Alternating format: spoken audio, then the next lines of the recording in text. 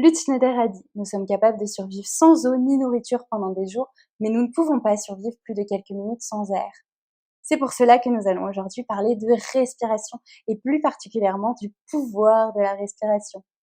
Bonjour et bienvenue sur Choisir de s'épanouir. Je ne me voyais pas continuer ce mois thématique sur la sérénité sans aborder un outil complètement central qui est la respiration. Apprendre des techniques de respiration, changer ses habitudes de respiration et avoir des réflexes finalement pour mieux respirer différemment, a pour ma part complètement transformé mon rapport au stress et à l'anxiété. Et cela permet réellement de beaucoup baisser le stress et l'anxiété. Donc voilà, c'est quand même assez intéressant. C'est pour ça que je me réjouissais de vous partager tout ça aujourd'hui. Le point commun des personnes qui ne vivent pas souvent de la sérénité, c'est qu'ils n'utilisent pas cet incroyable outil qu'est la respiration pour se calmer. Ce qui est hyper intéressant, c'est que chaque respiration correspond à une émotion. Donc il n'est pas possible de tricher avec la respiration.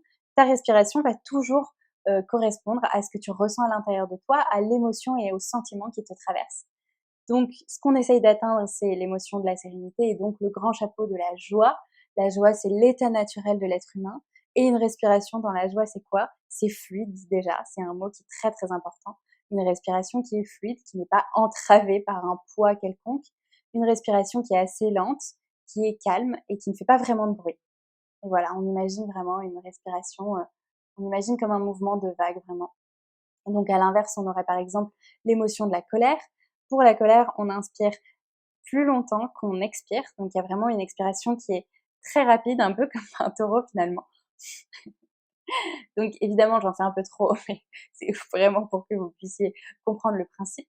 Dans le cas de la peur, qui est quand même une des émotions qui nous intéresse ici, puisque le stress, l'anxiété, l'angoisse dépendent de cette grande émotion qu'est la peur. En fait, il y a un premier moment où on a peur et où la respiration se coupe. Et donc après, le système va finalement compenser en surrespirant et on va respirer un grand nombre de fois par minute, trop de fois finalement, et on va souvent faire quand même beaucoup de bruit. Et donc c'est comme ça qu'on va pouvoir se rendre compte qu'on est dans la peur. Alors évidemment, il y a bruit et bruit, mais en tout cas, ça s'entend. Et donc évidemment, ma question est la suivante. Comment est-ce que tu respires là tout de suite? Est-ce que tu dirais que ta respiration est fluide? Est-ce qu'au contraire, elle est peut-être globalement fluide, mais est-ce que tu sens un poids dans ta poitrine, dans le plexus? Est-ce que tu sens que ton expiration est plus rapide? Est-ce que tu sens que tu as une respiration qui est saccadée? Est-ce que tu entends du bruit quand tu respires? Quelle que soit la respiration que tu observes actuellement, et même si tu te rends compte qu'il y a beaucoup de stress ou beaucoup d'anxiété, il sera possible pour toi de reprendre le contrôle sur tes émotions grâce à ton corps et grâce à ta respiration. Le corps est réellement prioritaire sur la pensée et ça, c'est quand même absolument génial parce que quel que soit ton niveau de stress et d'anxiété, il sera toujours possible et de manière vraiment automatique de descendre ce niveau de stress et d'anxiété grâce à une bonne respiration. Reprendre le pouvoir sur sa respiration, c'est vraiment reprendre le pouvoir sur ses émotions. Un peu de contexte, on va parler du système nerveux autonome qui contrôle les fonctions automatiques du corps. Le système nerveux autonome, il est divisé en deux parties, le système nerveux autonome sympathique et le système nerveux autonome parasympathique. Quand on est face à un danger et qu'on a un stress, qu'on a besoin de réagir, de courir, de combattre ou de fuir par exemple, on va stimuler le système nerveux sympathique. Il va donc y avoir une accélération du rythme cardiaque qui va notamment permettre de pouvoir courir plus vite et de se sortir de cette situation de danger. Mais on va aussi produire du cortisol. À petite dose, c'est inoffensif, mais à grande dose, c'est un véritable poison pour le corps. Donc le système nerveux sympathique, il est très utile, notamment si je me fais courser par un ours, mais vous en conviendrez, dans le quotidien, ça arrive pas si souvent, et pourtant on le stimule beaucoup dans nos sociétés modernes parce qu'on est stressé et que donc on active ces réponses-là. Or, en fait, quand je suis stressée au travail, je n'ai pas besoin de courir, de fuir. Et donc, c'est dommage de produire tout ce cortisol pour finalement pas l'utiliser et donc pas grand-chose.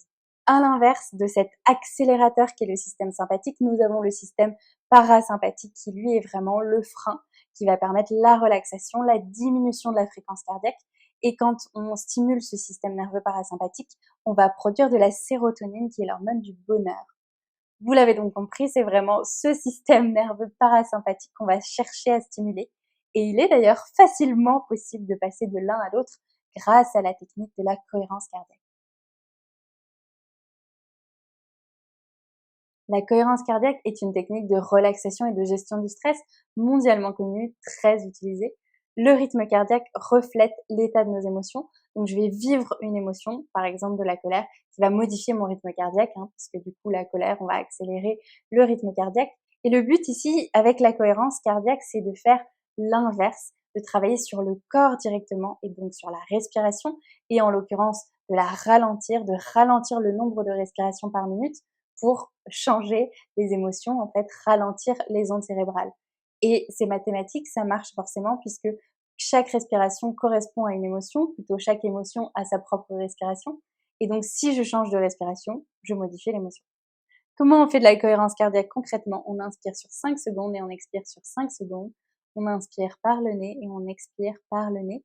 C'est une respiration qui est fluide, qui est lente, qui est douce et qui n'est pas du tout saccadée, qui ne s'arrête pas. C'est vraiment un mouvement continu comme une grande vague ou une plume qui se déplace ou une bulle qui se déplace.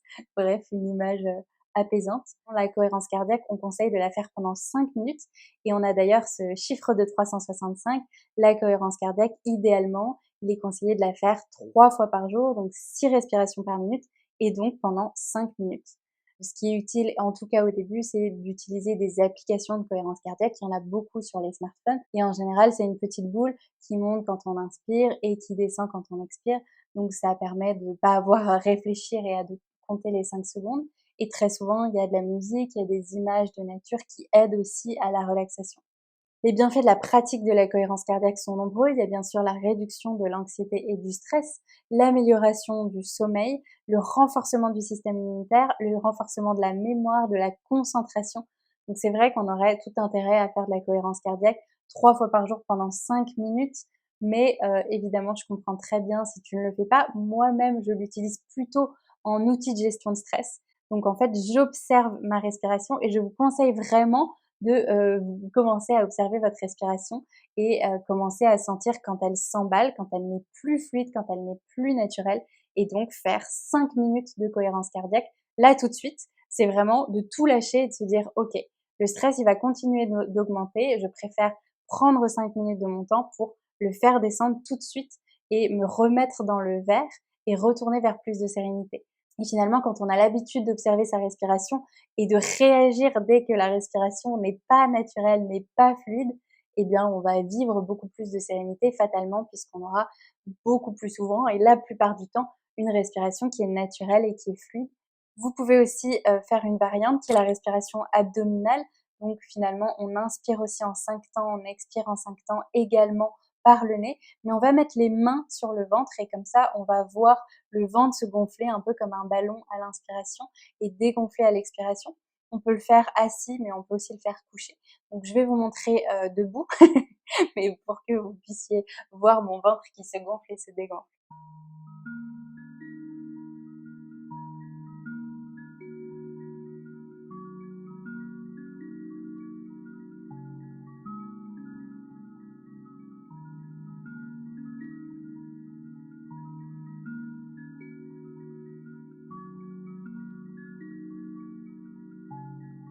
Donc voilà un petit échantillon puisque là encore on conseille de le faire 5 minutes. Je voulais finir par vous dire que je vous encourage vraiment à utiliser cet outil si précieux qui est la respiration. C'est un outil gratuit qui est toujours là sur vous, à votre portée, qui n'est finalement pas si long d'utilisation par rapport à tous les bienfaits qu'il peut vous apporter. Et finalement, tu respires à chaque seconde, donc ce serait dommage de ne pas utiliser cette respiration pour avoir un quotidien beaucoup plus serein et plus épanoui.